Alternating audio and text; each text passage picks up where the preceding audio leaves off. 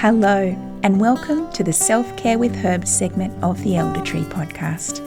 I'm your host, Jess Bosker, naturopath, herbalist, and medicine maker. Before we begin, I'd like to acknowledge the Banjalang people, the traditional custodians of the land on which I live, and pay my respects to elders past, present, and emerging. Now, come along and join me each month for beautiful conversations with guests from across the country, exploring ways we can weave plant medicine into our days to enrich our experience of self-care, sharing routines, rituals, and recipes for elevating mind, body, and spirit. How can I create a life that puts my energy and my health at the forefront of every single question that I ask, every single decision that I make? How am I caring for myself in every single moment? These are some of the questions Claire Murray and I ponder during this wide-ranging and thoughtful chat. Claire knew from when she was 16 years old that she wanted to be a naturopath. After seeing a practitioner in her teens, she decided she wanted to be able to sit across from someone and know she could help them like she had been helped. Claire is now a naturopath, herbalist, and medicine maker based on Gubbi Gubbi country, the Sunshine Coast, with over 15 years' experience within the natural medicine industry. Combining this with her own lived experience with chronic illness, Claire now creates herbal medicines and educational offerings and works with her patients from a place of deep empathy and listening, consideration for the plants and earth, and reverence for each person's path and health. Claire endeavours to bring both intuition and science to all she offers, where she aims to support people in alchemising what is painful into healing, new insights, and a deeper connection to self and earth. Claire lives in a body that requires her to be very aware of the whispers that signals she needs to pay attention. She describes self-care beautifully as a constant little tending, and has realised that caring for herself needs to be woven tightly into her everyday. Claire's deeply connected with the natural world and shares how she feels a pull to be around plants, to grow them, to hold them in her hand, to smell them, to taste them. She's passionate about anchoring into her bioregion and understanding more about the medicine that grows around her. This deep connection prompts questions like, where do I end and where does nature begin? How can I consider the concept of individual health without thinking about the collective health of the community in which I live and the ecosystem and bioregion in which I reside? Hello, Claire, and welcome to the Self-Care with Herbs segment of the Elder Tree podcast. It's so lovely to have you along today. Thank you so much for having me. I am so excited and grateful to be here. Yeah, it's going to be a wonderful chat. As you'd be aware, this podcast segment is all about self-care, what that might look like for you, what barriers there might be to investing in self-care regularly. But what I really like to start with is finding out from you how your relationship with plant medicine began. Let's go right back to the beginning. Yes. Well, for me, it felt like it wasn't like plant medicine specifically, I suppose. So maybe I'll see what answer ends up coming out. Yeah. But more naturopathy, healing arts kind of thing. I had some really bad, I've had eczema and that kind of thing my whole life. I've had it since I was 3 months old. And not, eczema, eczema is in like on 80% of my body at some points. It's been, quite debilitating at times. So like that was always in the background. And I was that classic kind of asthma, eczema, hay fever kid. And the doctor was just like, this is your life. Welcome. And then I remember having an episode when I was about 14 or 15 of super, super intense, like for months on and off, debilitating abdominal pain, digestive pain. And looking back on that now, I was diagnosed with Crohn's disease. I don't know how long, 2 or 3 years ago. I was like, well, that was a Crohn's flare, but didn't know it at the time.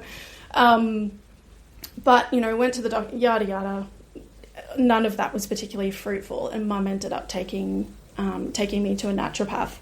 And, you know, we're talking that this is like over 15 years ago. So I don't think diagnostic procedures or, you know, any of that was kind of where it was at. But she really pinpointed that I had a gluten intolerance, which is like, oh yeah, you know, can seem like a bit of a naturopath's bread and butter these days.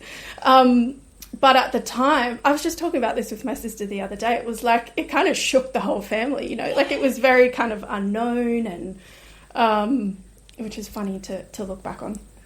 And it really helped. It did really help. You know, there was obviously some level of significant inflammation that was contributing to, that helped to ease and helped my gut to come down enough to continue on. I was extremely fascinated by that whole process. I was extremely kind of enraptured by the practitioner that I saw, and I really loved that, and it really called to me. And I remember having an experience kind of probably 6 to 12 months after that of being at some kind of event. I forget what it was for, but there was another kind of naturopath, holistic practitioner there, and I must have said like, oh, I have a headache or something. And she kind of just looked at me and did some of those kind of signs that we can do, you know, like she kind of looked and she was like, stick out your tongue. And, you know, she picked up my hands and was kind of feeling my hands. And to me, I was just like, who is this magic? Like, you know, witchy in a good way. Like, who is this magic witchy one? Because she was just like, you're really dehydrated and you need X, Y, Z. I was like, how do you know that? And it just felt like those couple of experiences, I was just like, I want that. You know, yes. I want to be able to sit across from someone and be like, I can help you. I can help you. And I think, you know, it definitely feels like a gift to have known what I wanted to do, and to kind of be keyed into my passion from an early age, because I have people around me in my life who can feel like that's an eternal struggle, and they can feel like that they really haven't gotten something right, you know, by our cultural societal standards, because they can't tick that box. But it just obviously was something that I felt called to, and was obviously my job to do in this lifetime, to be involved in this arena. And whether that is predominantly to help others, like I think, you know, this is my way to be of service to the world, or whether or not it was for my own healing and the healing and support of my family and network around me,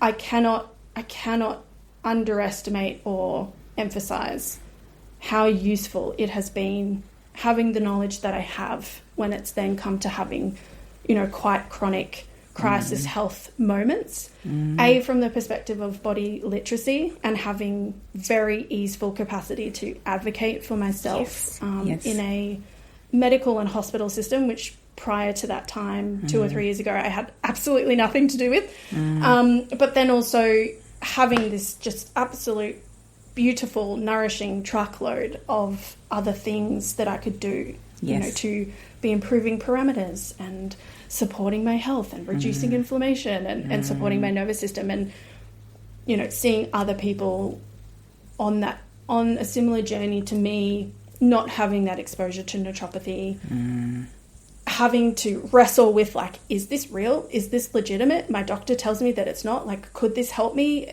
Does anyone know of a naturopath? And it's like this huge journey to even get to a place of entertaining it. When I'm over here being like, I'm better. Like, I feel so well, you know, due to this absolutely integrative approach. So yeah, that already took a tangent, but it was, you know, it started from then and then has been a big blessing in my life ever since, you know, whether that's for others or for myself. Absolutely. Amazing to have that experience when you were obviously at a point in your life where you were really receptive and open to taking on those experiences and feeling so inspired by those. I know that now you have a really deep connection with plants and that you are a passionate medicine maker. How did that journey evolve? Well, I suppose I'm a bit of a textbook cliche grassroots naturopath these days, in that I had, you know, so after I had those experiences early on, that was kind of in my later years of high school. And so I was like, well, that's it. I'm going to go study naturopathy. And I'd been doing all humanities subjects at school and then went and enrolled in a science degree. And I was like, it's just for me. It's just for me. I like absolutely have to do it. And so went and got a health science degree. And, you know, that's probably where my true exposure to herbs really began specifically. But, you know, it's kind of getting to tell all your friends that I get to go to like herbology class and subjects at uni whilst they're off studying whatever, you know, boring thing in comparison that they were studying. So, but that, you know, we all know for anyone who's been through that experience that it's extremely dry. The campus that I studied at in Brisbane, it didn't have like a medicinal herb garden or anything, which I think a couple have had in the past or maybe do now, which would just be incredible. So the whole classic, I didn't really touch any plants, you know, while I studied. Yeah. And then I graduated and moved to Sydney straight away because my partner lived down there at the time. And then I got a job at a clinic that specialised in genetics and largely focused on nutritional interventions. And, you know, did a lot of MTHFR and related methylation genes. And I was just like, you know, immersed in that world. And seeing people who were often very, very unwell and had been for a very long time. So, you know, that was kind of my picture. And then I started to study more embodiment style things. I did, you know, my little dabble in kinesiology that a lot of us do, and had some really, really incredible experiences doing like plant spirit communication, plant medicine, you know, delving into that whole world all around the same time that I was kind of having this own personal, I suppose, awakening. Like this is kind of these late 20 years that, you know, Saturn return, who anyone is familiar with that astrology term, like just the things that are just meant to unravel and change in your life start to. And you often start to land more in your body and start to ask bigger questions and, you know, often start to do nervous system work, like just quite organically. And I found myself doing those things. And I was very lucky to grow up in a family that really believed in natural health and all of those things, but also with that emotional connection to disease. And I think we've come an enormous way in our thinking with that, you know, from that more Louise Hay style of like, if you're inflamed, then you've got anger. And, you know, we've unpacked and expanded on that body of work a lot, but it just always felt so empty to me. Like that part was always so lacking. I was always seeking it. I was like, oh, here, you know, if I go and do this and explore this, I can add this to my work. So it's just this natural progression, of course. Like you can't remove nature from that, can you? You can't extract nature out of that. As soon as you're starting to land in your body more, as soon as you're starting to have wonderful experiences of, you know, you feel like a plant's grabbing your attention and you sit and you create space and just ask what wisdom it has to share, and it tells you these incredible things. That all of a sudden it's like, oh, okay, the pull is there to be around the plants, to grow them, to hold them in my hand, to smell them, to taste them. And, you know, it just on it went from there, where it started off being a personal practice and then really moved into, well, this is the way that I want to work with herbs. Yes. That the tinctures, the medicines that I use, this is how I want to work with them, you know. So then it ended up spilling out into, you know, after that few years of kind of personal introspection and percolation, it's then like, okay, well, let me, you know, kind of start offering this to the world. And it's so wonderful to watch that continue to grow in me, and just wanting to kind of anchor more and more into this bioregion and understand more and more what medicine is here, what herbs from the lineage that we trained in, you know, can grow here. Yes. Because not all of them can in a subtropical climate, as you would know. Yes. Yeah. Yeah. So at the moment, Claire, you're on a property, and so how many, like, what herbs are you growing at the moment? My herb garden is actually still really small, so I'm dreaming up more patches where I can snaffle more lawn and convert it. But I have 4 garden beds, and I grow mugwort. Beautiful. She's contained to a few pots because You know, I cannot Yes. give her free license to run amok as she likes to do Yes. at this current time. And I grow borage. Beautiful. I grow yarrow, tulsi, ashwagandha, wood betony, which is hanging in there, but she's not in the right spot. Prefers and I don't a know less- whether she's yeah. going to do Yes. another summer. Yeah. And lemon thyme. And there were some plantain seeds in there that I don't think came to fruition. And so, yeah, they're my little ones that I go and Beautiful. tend to, and Yes. it's great.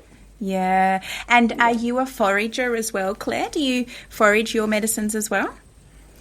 A little bit when I Yeah. can. A little bit when I can. I think I'm still landing here in terms of what's around. Yes. You know, I'm in the same region that Heidi Marika, you know, people who are familiar with her work and her books.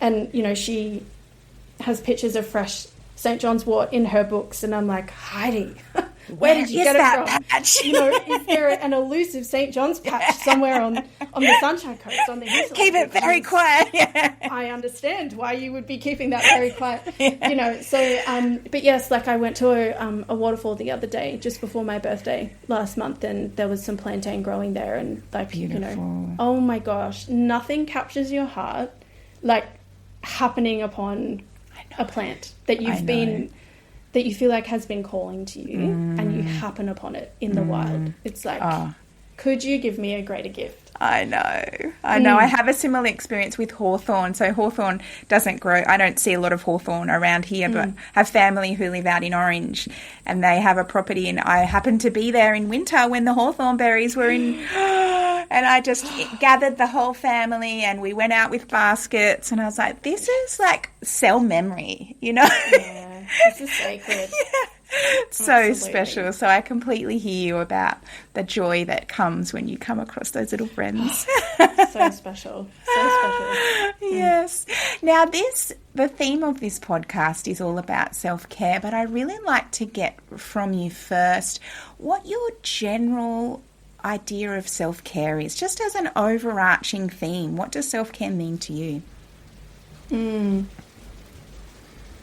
It is a great question to ponder, isn't it? I think it's funny to watch the progression too, and it's so nice to look back on your past self and cringe a bit, because I think Yes. it means we're growing, right? Yes.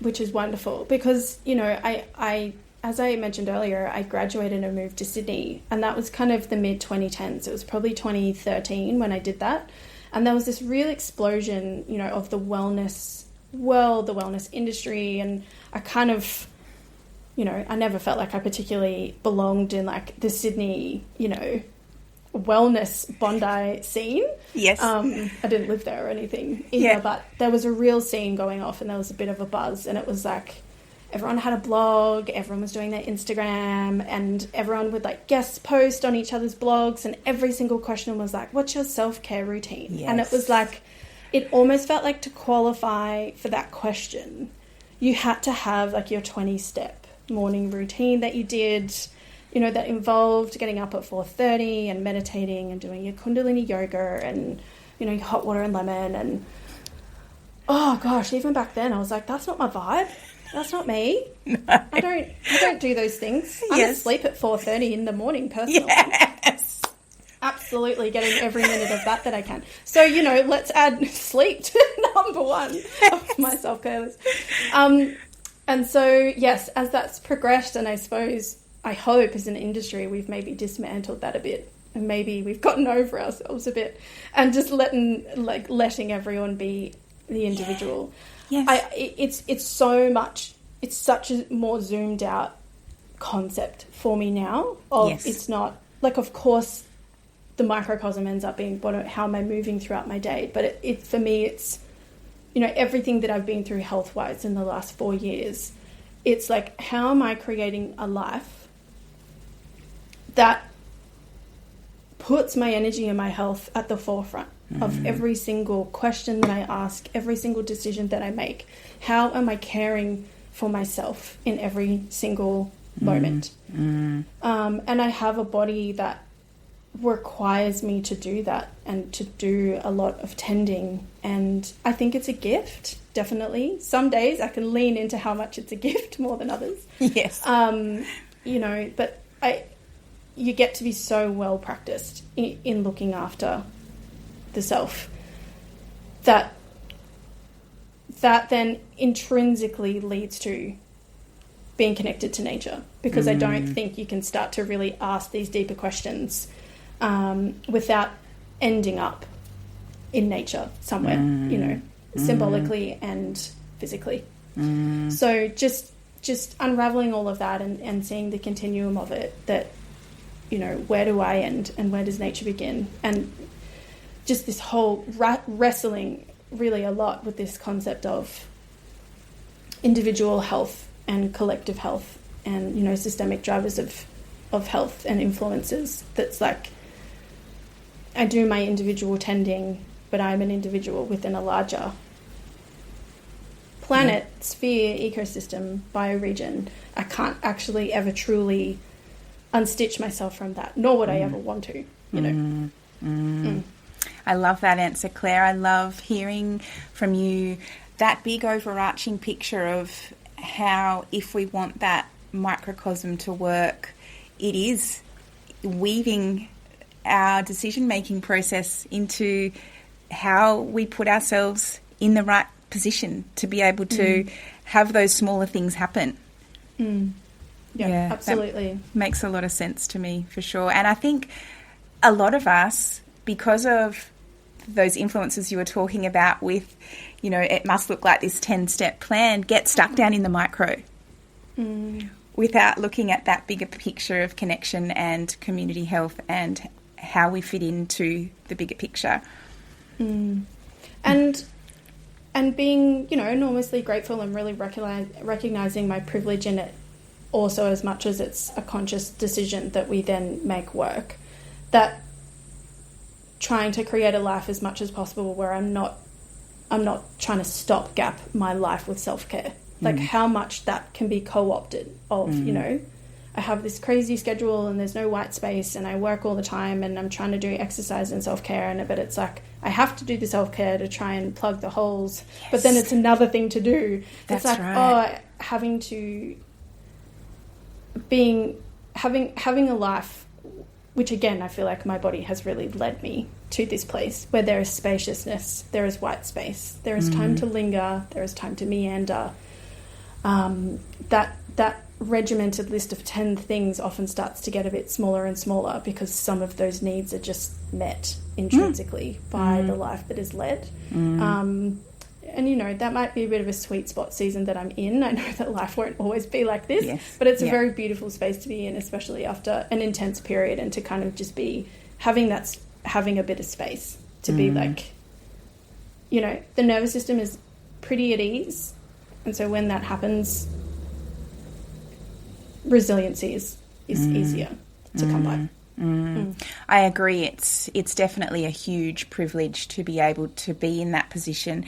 But I also think with that privilege, there's also conscious choice. You know, a lot of us are in that privileged space, but don't make the same choices in terms of the way that we live our lives, so that, as you said, we're not filling the gaps all the time.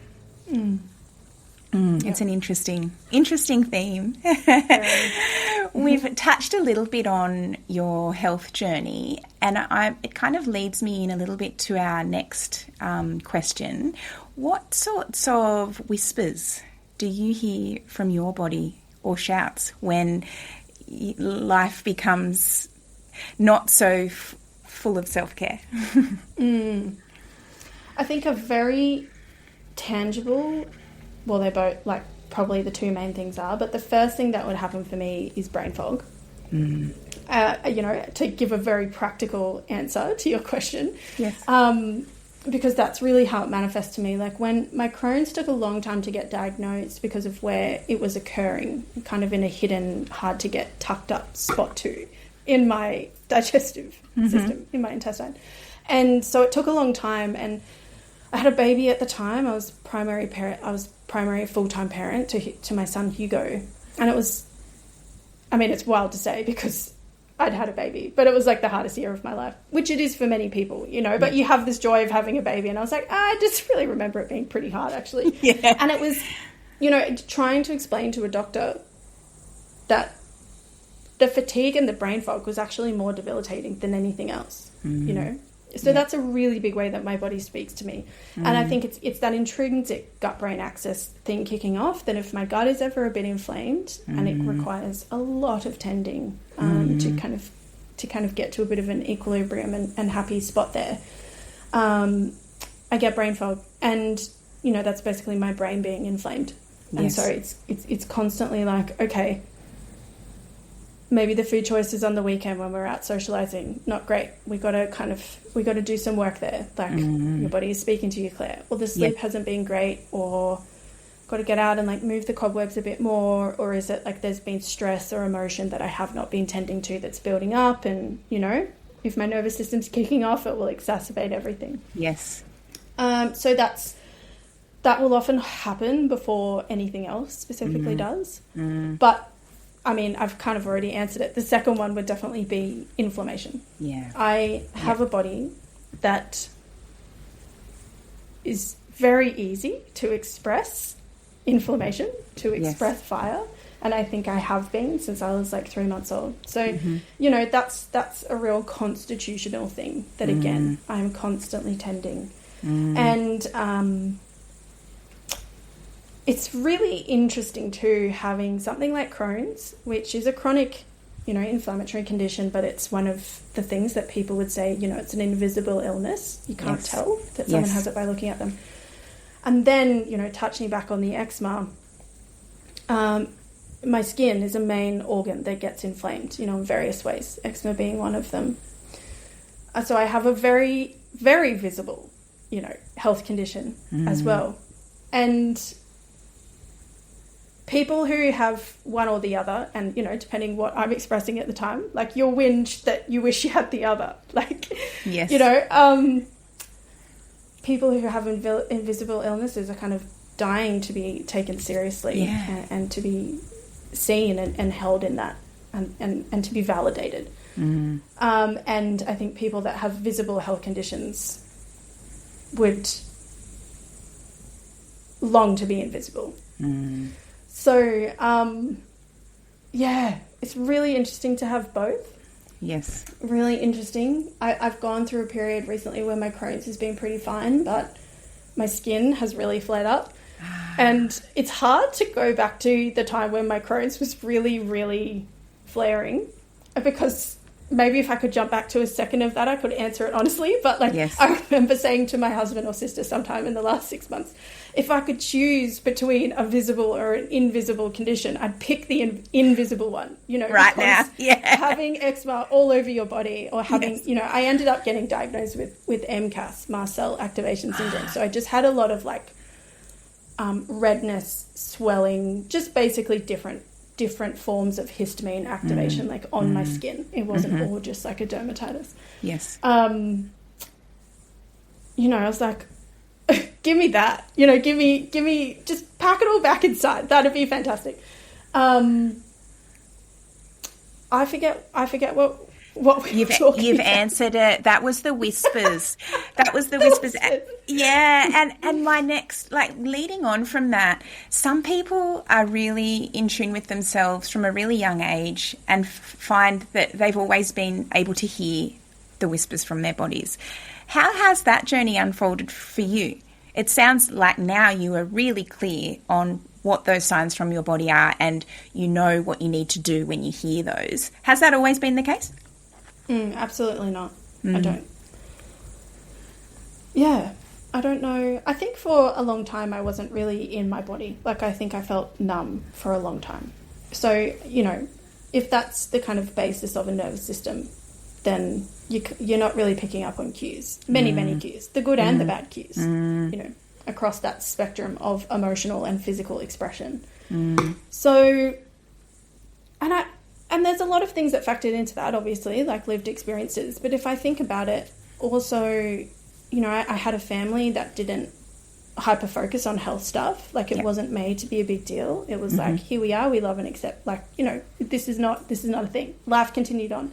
So I didn't have many people in my face being like, oh my God, look at you, you poor thing. You know, there was times where that was required and adequate, you know, and called for, but I just lived my life as a child and as a teenager, which is wonderful. Yes. And then, you know, medicine was just a bit like, oh, well, here's a thing, here's a cream. Like, there was no kind of introspection or checking, you know, nothing in my environment was kind of really prompting me to be like, how are you going, and where do you feel like, you know, you're going to cross a line, like, where do we need to be putting in? So, and I wasn't doing it internally either. So I think it probably really took for me to get to that kind of 28 when I really started to do that, you know, embodiment stuff. I felt very called to go there, even though I didn't really understand why. I didn't really know what I was signing up for. Yes. And then, you know, you kind of open up Pandora's box a bit and you're like, oh, oh, right, okay. There's an ocean of things in here that need some tending. And interestingly, like, my Crohn's symptoms started pretty soon after I commenced that whole kind of, you know, coming back into my body kind of process. So, you know, it was all kind of there.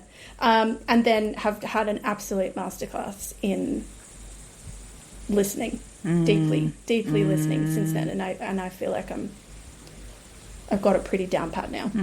Well, it's essential, isn't it, for you? Yeah, absolutely essential. Because, you know, if you're not listening to those whispers, those shouts are pretty full on. They get pretty loud. Yeah, very loud. Yeah. Knowing now that you are able to tune in, what are some of the barriers that you find to responding to those whispers and investing in yourself? I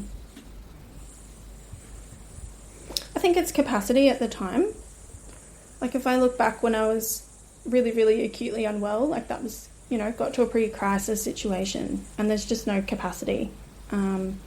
If I've then added motherhood onto all of that, you know, my son's about to turn 4, so we're kind of heading out of the most intense years of parenting that you have in terms of the physical output that you provide, as well as emotional output, you know, but I know that that's ongoing. You know, the tending that you are doing for another human, you really are kind of keeping them alive with your 2 hands there. So, you know, really clearly having times where time, resources, money, you know, is getting allocated to someone who is not me. And how much capacity I then have. Because it was really wild to go from, you know, being in that maiden energy of like, look at all my time and I'm out meditating with my plants in my garden and they're telling me wonderful things and doing all these rituals and I'm doing all this embodiment and all these embodiment practices and, you know, all of this kind of, you know, very much developing my intuition, to then having a baby where it's like, it's that complete transformation of self where things that you were called to do, you're just not called to do them anymore. And I also didn't have the capacity. Like, it was really wild. I think, you know, how much that kind of inflammation in my body, I definitely would have met the criteria for postnatal depression, but just that whole, how much that impact that neuroinflammation has on your brain. And it was the first time that I had experienced such a plummeting of my motivation to be like, I have no will to do anything. And that was wild. That was really wild. And that's something that I'm so grateful kind of naturally kind of that cup kind of filled back up as time went on. So I think it's exactly what you said before. It's like this constant little tending and trying to create a life with as much kind of slow pace and spaciousness as that particular season allows, because then the whispers stay whispers and they don't become loud, and then they don't become a crisis where there is very little capacity to do much. You know, and I think cook the food that I need to cook and to, you know, do what needs to be done. Yeah. And I think too, if we're able to create that life, then even when we do come into places where our capacity is less, we can still pare things back, and there can still be little parts of what we did in a big way when we had more capacity, because it's so ingrained. And it's so much a part of who we are and our habits and our routines and our rituals that it doesn't ever completely disappear. It just really pairs back to survival mode. Yes. And I heard a beautiful quote that really stayed with me a few years ago of, you don't rise to an occasion, you fall back to your level of training.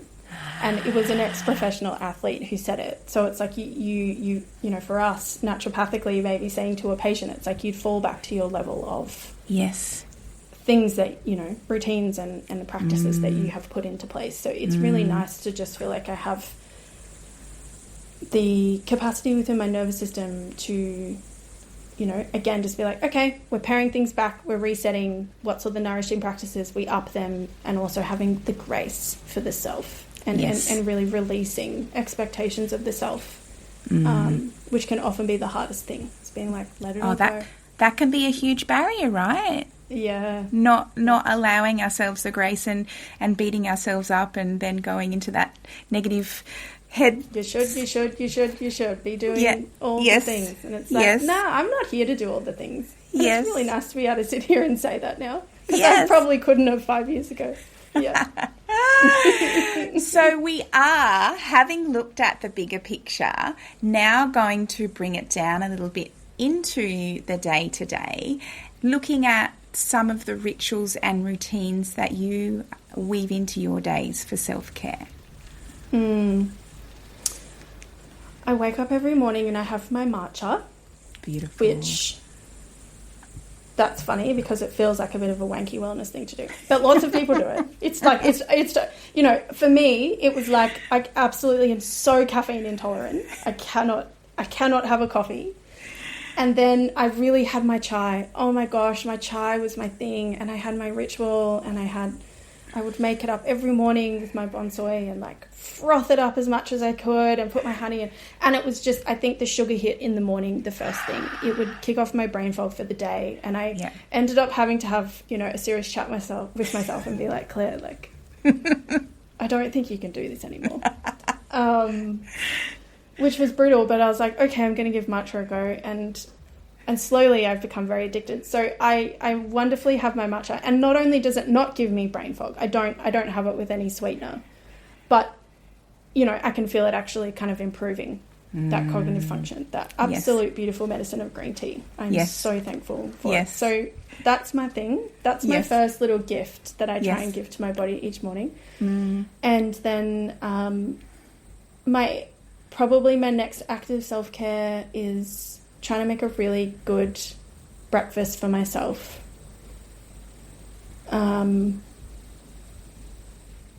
I went vegan for a long time, trying to in the effort to fix my microbiome.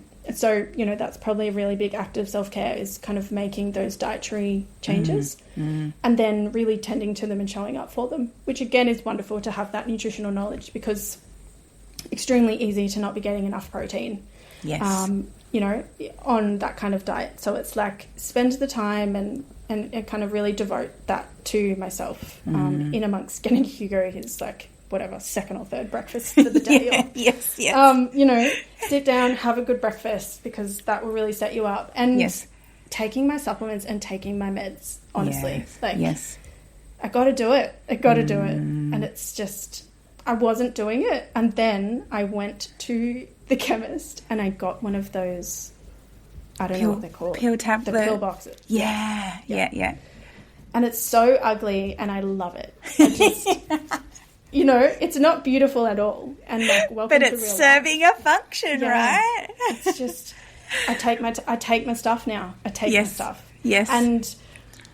And yeah, the last few years have been an absolute, such a lesson in blessing of like patience, absolute patience. Like you are not going to be able to take this for a week or 2 weeks or 3 months and get benefit out of this. Like it really took 2 years to get my microbiome back to a place where it was not pumping out extreme levels of inflammation and endotoxins every day that were just absolutely inflaming me further. And that was just such a lesson in patience and just keep going, going.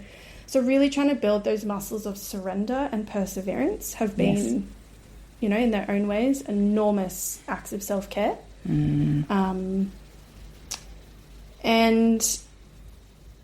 then it's just what goes on from there. So always going out into the garden, saying hello to the plants. Yes. At some point in the day. And then whatever else needs arising. Yeah. We were speaking earlier before we hit record about how medicine making is a beautiful form of connecting with the plants and becomes almost a form of self-care. Do you want to talk about how that feels for you? Yes, and isn't it so wonderful and funny if you end up filling out some form somewhere? I think I filled one out at the chiropractor not that long ago, and they're like, what are your hobbies? And I'm like, oh, my hobby is like my life's work at the same time. Because it's kind of like, you know, what would you do if you had nothing else to do? And it's like, I would make medicine. Like I would work with the plants. That's what I would do. Yes. Because that's the slipstream moment, right? Where I look at the time stops and you look at the clock and 3 hours have gone by and you're like, oh, I'm in the zone. I'm in the flow. And there's probably no greater gift you can give yourself than to do something like that these days, isn't there? So yeah, it's wonderful to be recording this now of springtime in the garden. Like it's been a really hot week. I feel like we're definitely clocking over to summer. Yes. So see what the plants do, but just no shortage of jobs. No shortage of jobs to do there. Just, you know, you're out there yesterday and you come back and the garden's different. Like there's 10 more comfrey leaves that have doubled in size than yesterday. And you're like, oh my gosh, got to harvest them. You know, having my little herb garden, it's like I've got to be really on to harvesting the things to try and sometimes get the amount that I need to, you know, make a good batch of something. So apart from comfrey, what else is going off in your garden at the moment? What are you kind of going out there and going, oh, we'll take a bit of that today? And... Yeah, well, the Tulsi, of course, such a generous, prolific plant. And the yarrow is really going off. That's beautiful. The first year I'm growing yarrow. Yes. And also I planted some cosmos flowers because I'm wanting to get into eco-dyeing. Oh, beautiful. So I was just harvesting so many of them each day and pressing them for hopefully future upcoming projects. So that's, I suppose, a beautiful nature connection practice as well. Yes. Just slow, simple things with our hands and it's really nice to have that like innate having a profession and having a hobby and a passion that innately connects you to what's the weather doing, how is the soil going, what's happening around, and the tending, and then how you are tended in return. You know, both physically and that you get to take a medicine, but the plants give you lots of gifts while you're out there hanging out with them. So that's pretty beautiful too. Being with them is medicine too, right? Absolutely. Yeah, that's so, I know you get it. Yeah, and you're so right. You know, having a herb garden, it almost forces you to have that daily connection, right? Because if a couple of days go by and you miss that window, or so-and-so needed a drink and you didn't give her one, then, you know. Yeah. If it's ever 48 hours have gone by, I'm like, oh my gosh, everyone, I'm so sorry. Yeah. I haven't chatted to you today. Yeah. Yes, absolutely. I think we've touched on this quite a lot already, but let's just kind of, go over it a little bit further. What sorts of benefits do you start to see in your body, your mind and your spirit when you've been able to weave those moments of connection in the garden, having that beautiful matcha in the morning, you know, having your breakfast, a nourishing meal at the beginning of the day? How does that express itself in you in a whole way?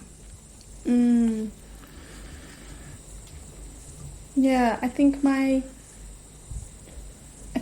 physiology is tended to. So, you know, hopefully health promotive activities are happening inside of me, and the inflammation is tended, you know, that beast is kind of sated for the day. Yes. And onward we go. But I think a way that I would describe my life all the time before all of this happened was that I felt peace and I felt contentment. Mm-hmm. And it's been so beautiful, probably mainly in the second half of this year, to really feel like I'm getting back there. Mm. And it's intrinsically related into, you know, really having that herb garden that I set up in the last, I think, probably 6 to 9 months, truly. Mm-hmm. I tried to start December last year and that was a fail. Being a very newbie herb garden person at the start of summer. It's like, oh yeah, they all died. Yes. Thank you for that lesson. Please. Yes. Yes. And for me, it's just like, how do I feel? Like it's so easy when you're in touch with yourself and you feel like you have some semblance in, you know, being in tune with your intuition of like, yes. Am I on track here? Like, yes. Am I showing up how I want to be in the world? Like, am I feeling like I'm being the parent that I want to be? Because, yes. you know, the flavour of the household changes very quickly if the child is not okay, which often in my instance is normally because the parent or the parents yes. are not okay. You know, just constantly taking that temp check and just being like, how am I feeling? How am I feeling? How's this going?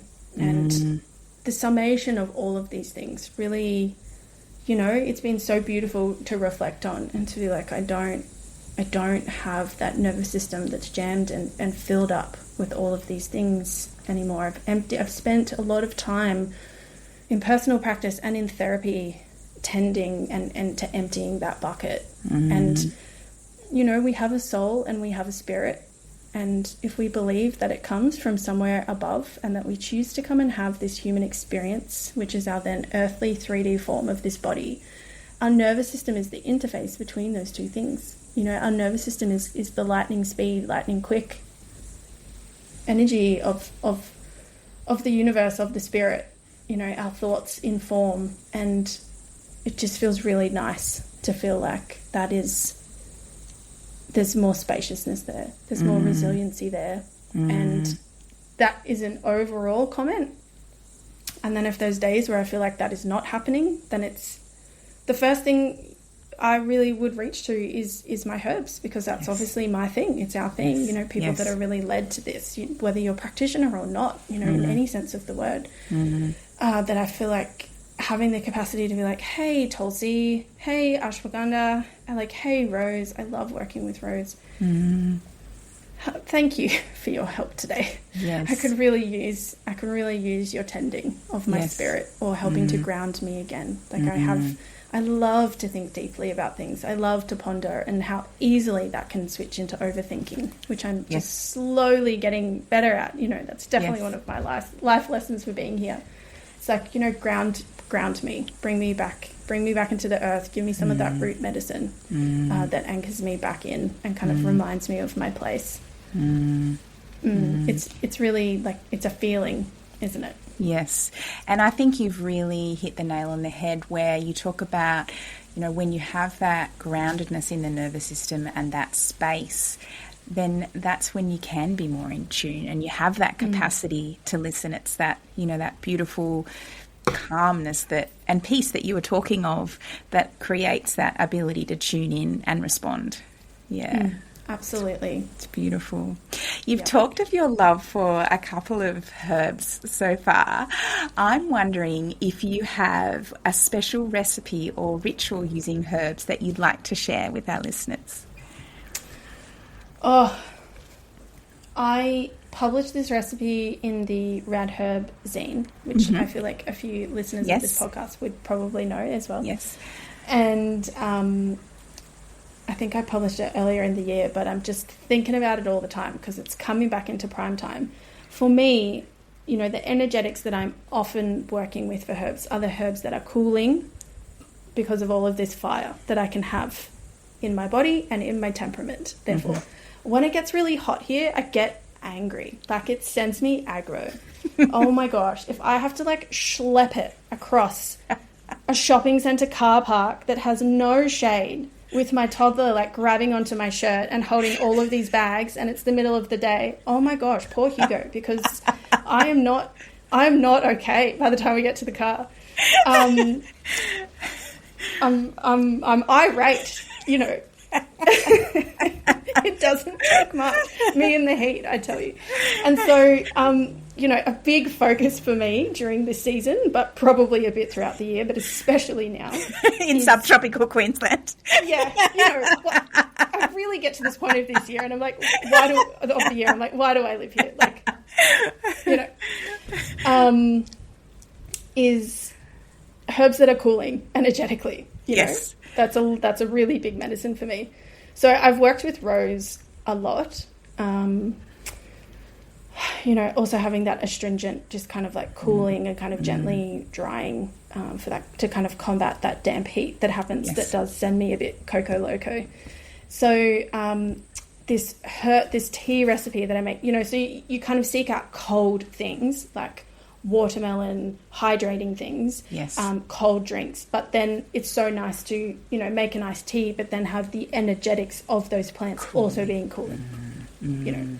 So my tea blend that I love is hibiscus, rosella, rose and lemon balm.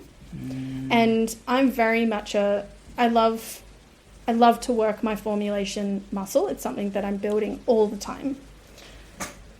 But I'm also like, what have I got in the cupboard? And what am I growing outside? So this was really born of like, oh, cool, I've got some rose petals and some rosella and I've got lemon balm growing outside. That's going to tick all my boxes.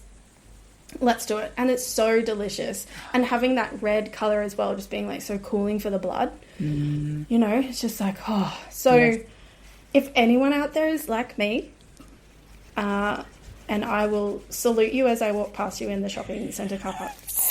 And I will say, in solidarity with you, I offer you that recipe because it is quite lovely. Yes. Tell us a little bit about the rosella for those who aren't familiar with that herb. So wonderful. You know, probably if we're looking at those classic actions, has that nice cardiovascular effect. There's that kind of knowledge around it where you only really need to drink a couple of cups of it a day, and it's been shown to help lower hypertension. So you can see it's going to be great with those energetics of being cooling and having that affinity with the blood, like that beautiful and cardiovascular system, that beautiful red colour of someone who has hypertension due to that heat, due to that fight, you know, maybe that stress, they are quick to anger, or if we also know you know, that kind of whole cardiometabolic picture can start to develop in someone. What's actually happening down on a cellular level is that there is micro-inflammation happening in the blood vessel, which can lead to the smooth muscle that caused that blood vessel to contract and relax cannot work as effectively. And then also things like cholesterol plaque can start to build up, trying to patch up that micro-inflammation. So then something like hibiscus rosella comes along and it's cooling, it's anti-inflammatory, and it's going to really help someone who has hypertension because of those things. You know, more than just a general hypertension. It's really lovely delving into those energetics, which I've, you know, has been a part of this whole kind of grassroots folk immersion in herbalism for me. Coming back into that land of energetics and being like, it's so, once you get clear on that, it is a lot easier to find like, what's the herb for me? And I feel like Matthew Wood said it so well in his book that I recently read, which I'm sorry I said to you before, I'm so hopeless at herbal. So I can tell you if you do show notes or anything. But yes, I will. He just, you know, when you just read something and it gets put so well and it just puts all of these concepts that you've been thinking about and know just into a sentence. And he was like, you know, herbalism was born of a system of pattern recognition, and that's where they make the most sense. When they are meeting and holding and nurturing or combating and trying to reset a pattern, whether that's nurturing your constitution or really trying to return a body to homeostasis when there is a pathological pattern running. And when you can find the pattern and when you can find the herb that matches that pattern, you know, he's very bold, I feel like, compared to a lot of the newer herbal texts where he's like, they cure. Yes. And, he obviously has a lot of evidence with that, with his own practice. But I was like, oh, I love it. I love it. The magic occurs. Yes. Yeah, beautiful. Thank you, Claire. I can see all the fiery constitutional people cheering. This blend is for me at this time of year. Yes, it is our medicine. They're madly writing down that recipe. Just have it on tap, just make it in bulk. It's so good. Beautiful. Now, I know this one's going to be tricky because you have lots of herbal friends, but who would be the plant that you have the deepest connection with, and why would that be?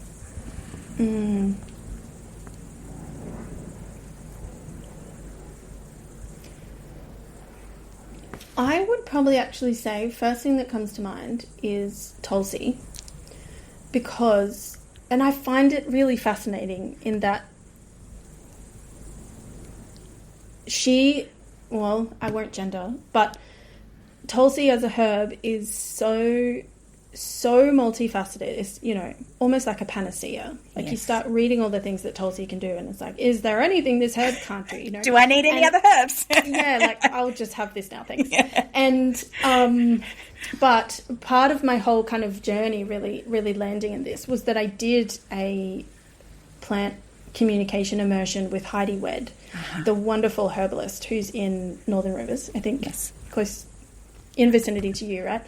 And she, it was like every Thursday for 4 or 5 weeks, and we made a spagyric extract, which is where, obviously a whole very big subject in and of itself, but you basically make kind of 3 different extracts of the plant. You make a medicine in 3 different ways, and then it's you bring them all together, and you kind of make the end result is making one very kind of potent medicine.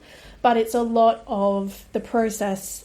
Is a lot of self-reflection and a lot of asking the plant questions. And we would basically sit in circle every week, and Heidi would get out her drum. We would do kind of like a, shamanic meditation process, and we would ask Tulsi all of these questions. And so that is, I did that not long before I fell pregnant. I was like, that was really a moment in time for me where I had so much time and capacity and to really deep dive. With one particular herb. But at the end of the day, this is why I was like, it's a bit fascinating. It's like, could I really pinpoint what it is that Tulsi, the end result of that? But it's like, you can ask a plant questions, and sometimes you can get very specific answers. And with Tulsi, they were very broad because, I think she works on such a big, expansive level. And the reason why I mentioned that we met on Thursdays was because of that astro-herbalism connection, where their planetary ruler is Jupiter, and in the days of the week, Jupiter's day is Thursday.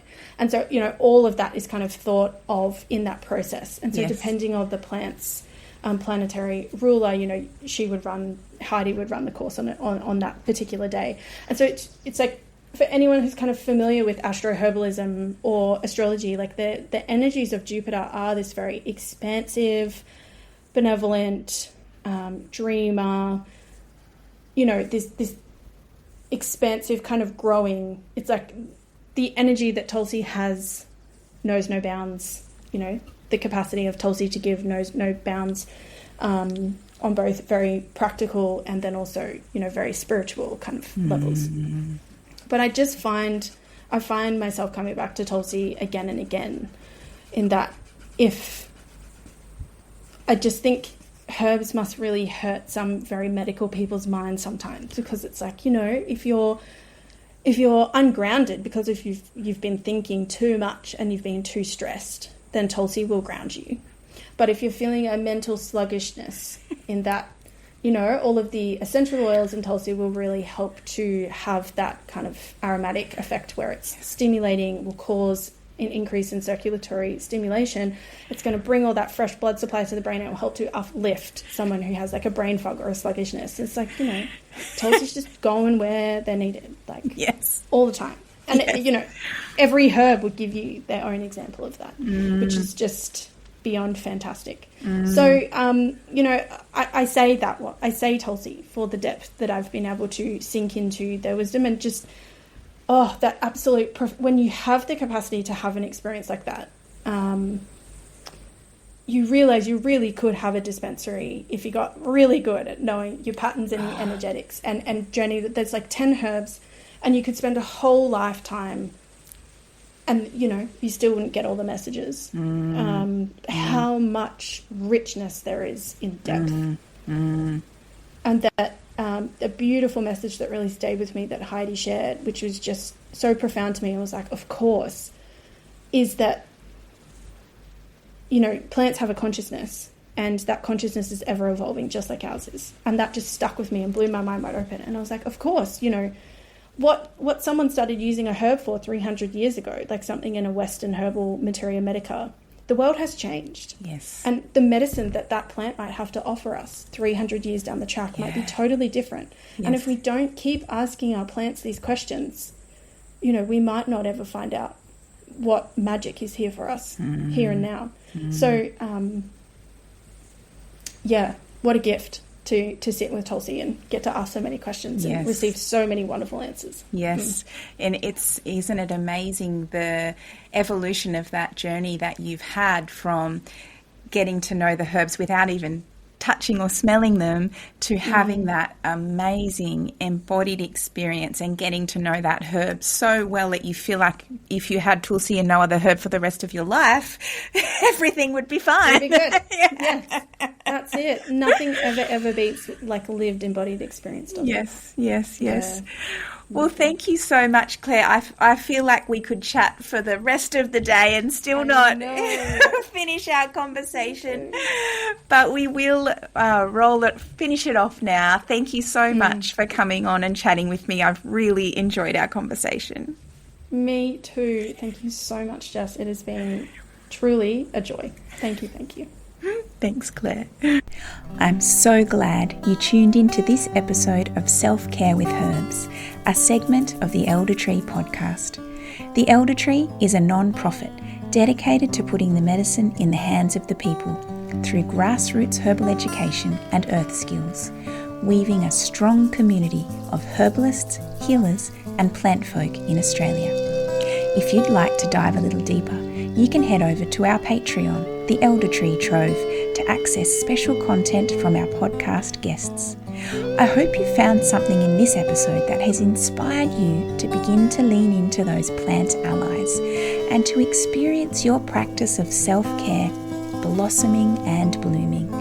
I look forward to sharing more ways you can weave plant medicine into your days next month.